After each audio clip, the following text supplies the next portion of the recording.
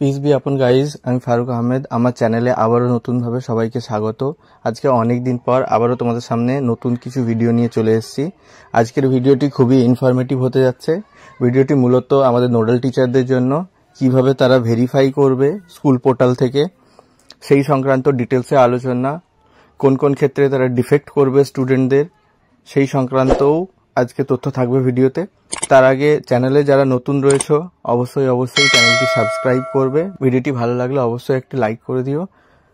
তো চলো আর কথা না বাড়িয়ে আজকে ভিডিও শুরু করা যাক।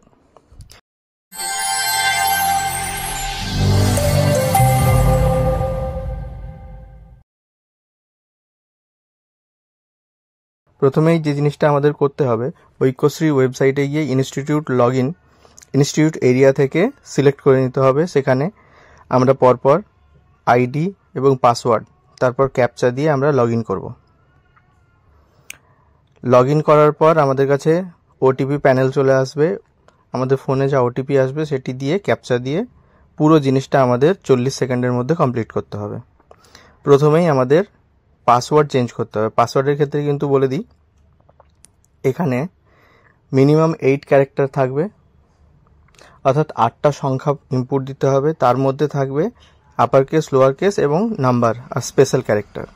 এর অর্থ হচ্ছে বড় হাতের ছোট হাতের সংখ্যা মিলিয়ে এবং কোনো একটা নম্বর দিতে হবে এবং আইকন কিছু একটাও সিলেক্ট করতে হবে, যেমন হ্যাশ, @ এই সবগুলো সব মিলিয়ে টোটাল 8টা ক্যারেক্টার হতে হবে।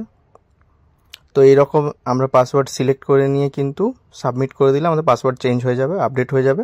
তারপর সেকেন্ড টাইম আমাদের লগ ইন করতে হবে। আবার একইভাবে আমরা দ্বিতীয়বার লগ ইন করবো। আইডি পাসওয়ার্ড ইনপুট দিয়ে ক্যাপচা বসিয়ে ওটিপি প্যানেল এলে ওটিপি বসালে আমাদের লগ ইন হয়ে যাবে। লগ ইন করার পর ওখানে ড্যাশবোর্ডে আমরা টোটাল কত অ্যাপ্লিকেশান হয়েছে, কত অ্যাপ্লিকেশান ভেরিফাই করেছি, কত অ্যাপ্লিকেশান পেন্ডিং আছে, এই সংক্রান্ত সমস্ত রিপোর্ট ট্যাব ওয়াইজ শো করবে। এবার মূলত আমাদের যে কাজটা সেটা হচ্ছে ভেরিফিকেশন এরিয়া থেকে। ভেরিফিকেশন এরিয়াতে মোট 4টে অপশন থাকবে: নন ভেরিফাইড ফ্রেশ, নন ভেরিফাইড রিনিউ, যেটি ফ্রেশ এবং রিনিউয়াল ভেরিফিকেশন করার জন্য, এবং রিজেক্টেড লিস্ট আর ডিফেক্টেড লিস্ট। সার্চ এরিয়াতে বিভিন্ন অপশন আপনি দেখতে পাবেন। সেখানে স্টুডেন্টের আইডি দিয়েও আপনি সার্চ করতে পারেন, ক্লাস হিসাবেও সার্চ করতে পারেন।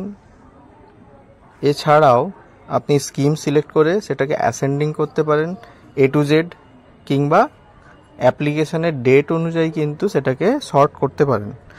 এবারে ডান দিকে দেখুন ভেরিফাই বলে একটি গ্রিন বাটন রয়েছে, ওখানে ক্লিক করলে আপনার মেন ভেরিফিকেশনের পেজে আপনি চলে যাবেন।